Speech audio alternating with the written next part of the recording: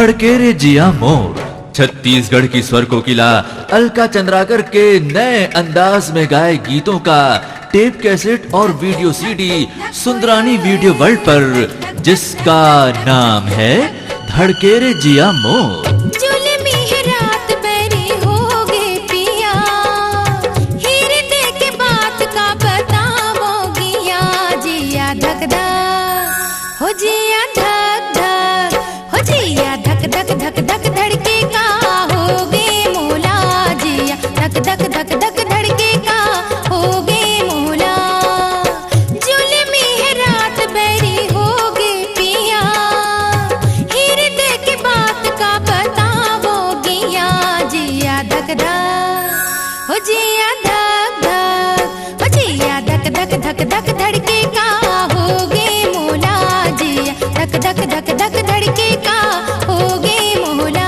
निर्माता लखी सुंदरानी, निर्देशक मोहन सुंदरानी की नायाब पेशकश, लोक धुनों में रची बसी छत्तीसगढ़ी गीत और नृत्य की शानदार प्रस्तुति, जिसका नाम है धड़के रे जिया मोर।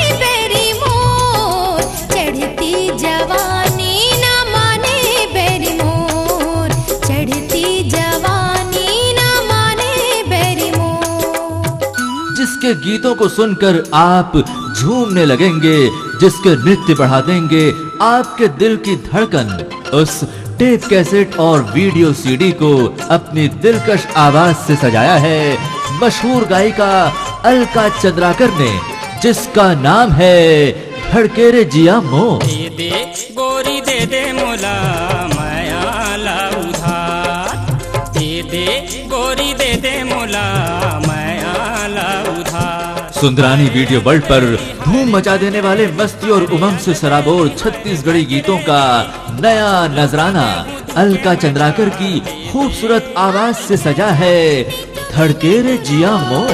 जुल्मी है रात बरी